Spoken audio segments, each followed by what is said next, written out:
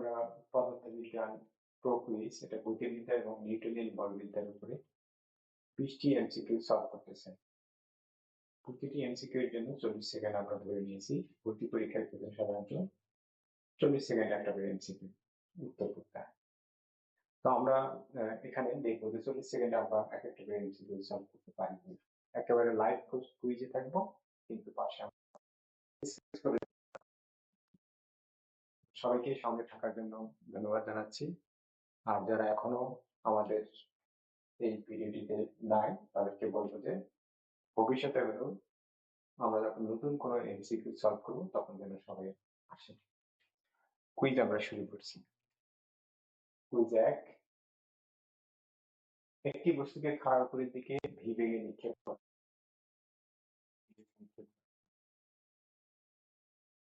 এবং এটি সর্বোচ্চ কত উচ্চতা হবে? খাড়ার উপরের দিকে হওয়ার থিটার মান হয়ে গেছে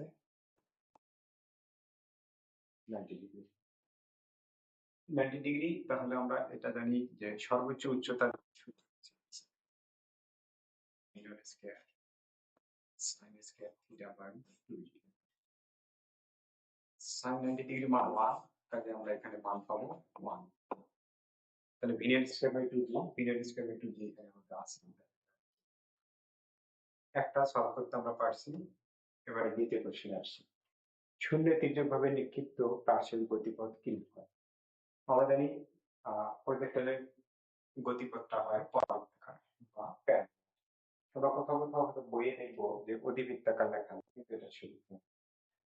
প্যারাবোলা ইংরেজি প্যারাবোলা থেকে আমরা যদি পরাবৃত্ত নিতে চাই, তাহলে বাংলাটা আমরা পরাবৃত্তাটা নিই। তাহলে এটা আমরা বুঝতেছি কি তাত্ত্বিক যেহেতু এখানে কোনো পরাবৃত্ত। এবারে 3 নম্বর কোশ্চেন বলতেছে কার সর্বোচ্চ আণবিক পাল্লা পেতে হলে নিক্ষেপ করতে হবে? পারমাণবিক পাল্লা আমরা পাল্লা আর এর সূত্র আমরা জানি কি unit square sin 2 theta by G. এখানে পুরো বিষয়টা নির্ভর করে এই সাইনের মান। যেহেতু সর্বোচ্চ পেতে চাই, তাহলে এই সাইনের সর্বোচ্চ মান আছে, তাহলে আসা উচিত হবে ইউনিট স্কয়ার বাই জি। আর এই সাইনের মান 1 পেতে গেলে sin টুয়াইস থিটা ইকুয়াল 1 হতে গেলে 45 ডিগ্রি হতে হবে, তাই আমরা 45 ডিগ্রি। এরপর আমাদের প্রশ্ন হচ্ছে 4 সুষম বৃত্তাকার গতিতে চলমান বস্তুর ত্বরণ কোন দিকে কাজ করে? একটা বস্তু যদি বৃত্তাকার গতিতে থাকে, কেন্দ্র হয়, বস্তুটা যদি বৃত্তাকার পথে গমন করে, সেক্ষেত্রে এই বস্তুটা আসলে যাওয়ার কথা স্পর্শ, কিন্তু তাকে আমরা টেনে কোথায় নিয়ে আসতেছি? এই পথে নিয়ে আসতেছি। এই পথে নিয়ে আসার জন্য তাকে নিয়ে আসা লাগতেছে এই বরাবর, আমাদের বল ক্রিয়া করতেছে এই বরাবর, সুতা বরাবর যে বলটা প্রয়োগ করি সেটা আসলে কেন্দ্র বরাবর, কাজে এখানে দিতে হবে আমাদের কেন্দ্রের দিকে। পরের কোশ্চেন দেখি আমরা, বেগ সময় লেখচিত্রের ঢাল কি নির্দেশ করে? আমরা জানি এরকম গ্রাফ হতে পারে সময় অথবা, তো এখানে যে কোনো একটা গ্রাফের ঢাল যখন নির্ণয় করতে যাবো, তখন ঢাল মানে হচ্ছে ট্যান থিটা, তাহলে লম্ব বাই ভূমি। তাহলে লম্ব অংশটা হচ্ছে মিটার আর ভূমি অংশটা হচ্ছে সেকেন্ড। তাহলে মিটার পার সেকেন্ড মানে হচ্ছে বেগ, কাজে এখানে হবে সরণের ক্ষেত্রে হবে বেগ, এটা হবে বেগ। আর বেগের ক্ষেত্রে হবে মিটার পার সেকেন্ড স্কয়ার, অর্থাৎ ত্বরণ। এবার পরের এমসিকিউতে যাই। প্রাচীর উড্ডয়ন কাল নির্ণয়ের সঠিক সূত্র কোনটি? উড্ডয়ন কাল, এখানে আসলে উড্ডয়ন কাল বলতে কোনটা বুঝছি? এখানে একটু সমস্যা হয় অনেকের। যেমন আমরা বলতে পারি ও এ বি, এই ও এটা হচ্ছে উত্থান কাল আর এ বিটা হচ্ছে পতন কাল, আর টোটালটা হচ্ছে ও এ বি টোটালটা হচ্ছে বিচরণ কাল। তো এখানে যেহেতু বলছে যে উড্ডয়ন বিচরণ কাল বোঝায়, তাহলে এই সূত্র হচ্ছে V naught sine theta into টি, এটা হচ্ছে শুধু ভি নট সাইন থিটা টি, তাহলে দিয়ে দিই। এরপর আমরা সপ্তম কোশ্চেন আসছি, অবাধে পড়ন্ত বস্তুর ক্ষেত্রে নির্দিষ্ট সময় অতিক্রান্ত দূরত্ব এইচ এবং সময় টি এর মধ্যে সম্পর্ক। মুক্তভাবে পরন্ত বা অবাধে পরন্ত একই কথা। মুক্তভাবে পরন্ত একটা বস্তু তার আন্তরিক হচ্ছে শূন্য। এখানে তখন হচ্ছে জি বের করতে পারছে অতিক্রান্ত দূরত্ব এবং সমাসীন এস এবং টি এর সম্পর্ক কি হবে। আমরা জানি এস ইকুয়াল এখানে ইউটি প্লাস হাফ এ সেক্ষেত্রে আমরা কি পাচ্ছি যে যদি আদিবেগ শূন্য হয় তাহলে শুধু হাফ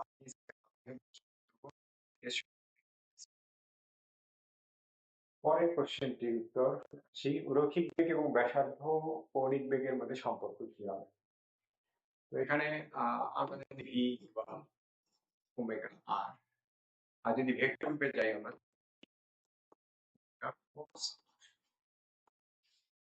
এইটা হবে। তবে অনেকে এটা ভুল করতে পারে যে আর ক্রস ওমেগা এটা হবে কি কৌণিক বেগ এবং ব্যাসার্ধ ক্রস গুণফলের দিকটাই হবে বেগের দিক।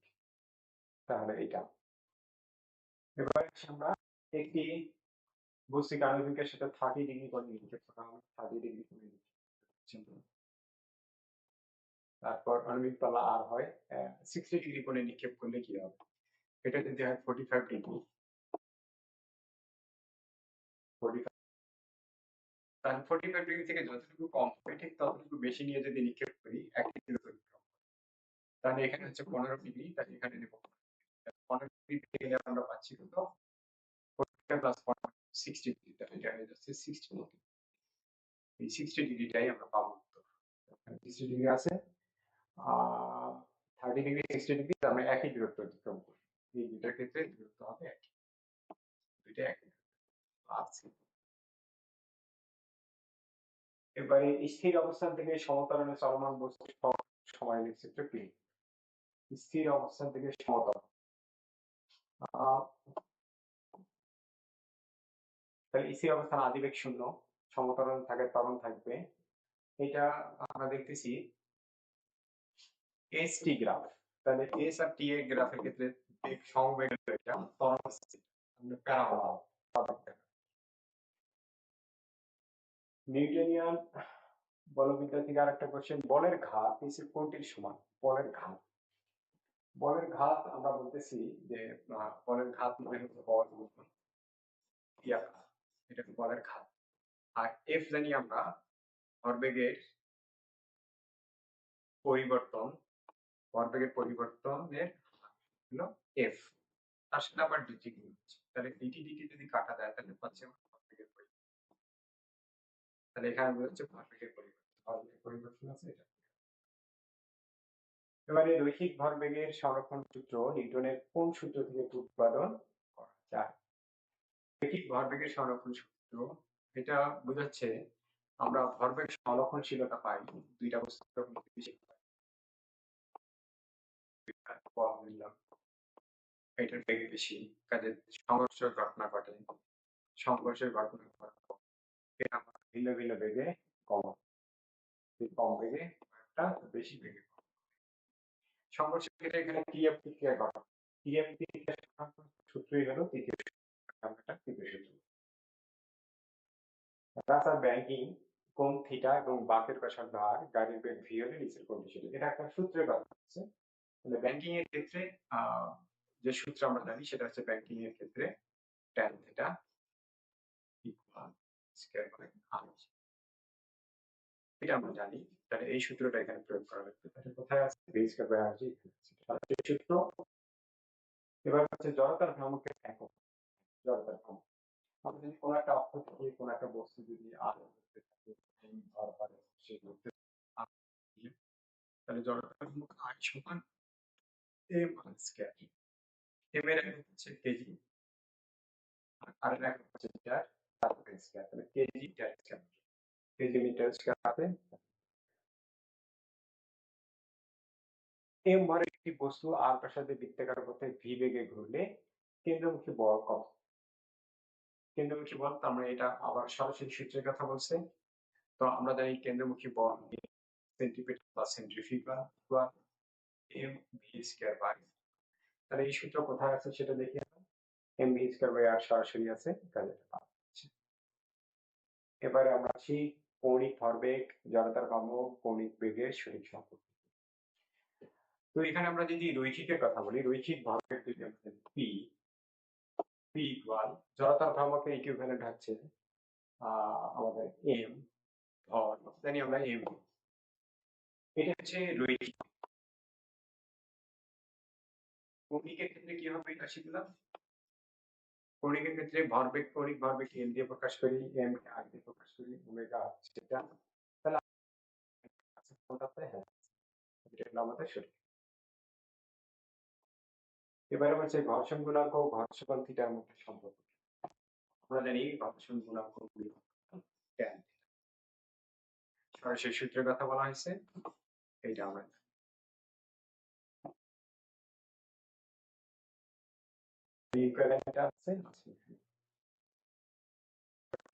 টক টাও জড়তার ভ্রামক আই এবং কৌণিক ত্বরণ আলফা। তো আমরা আবার দেখি এফ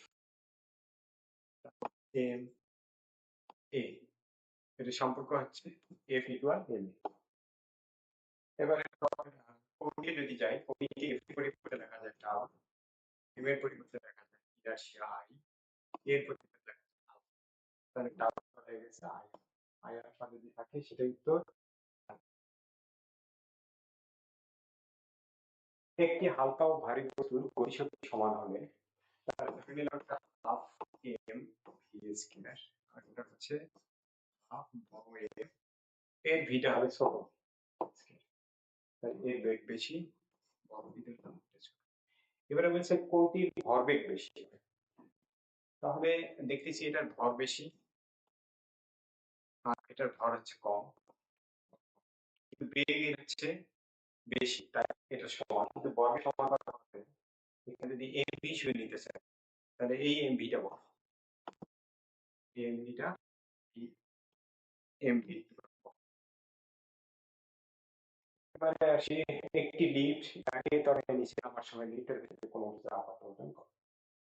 একটা লিফট যদি উপরের দিক থেকে নিচে নামে বা নিচ থেকে উপরে ওঠে, দিক থেকে ওঠার সময় ত্বরণ যোগ হয়, তাহলে এম জি এটা এদিকে ওঠা বা কিন্তু এইখানে ওঠা বা নামার সময় আমরা এম জি মাইনাস এম, তাহলে উত্তর হচ্ছে আমাদের এম জি মাইনাস।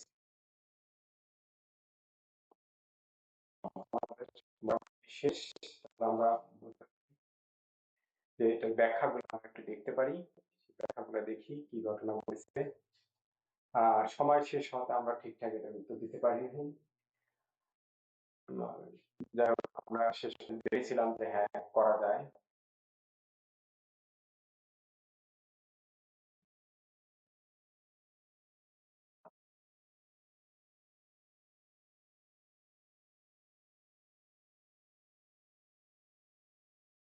আমরা দেখি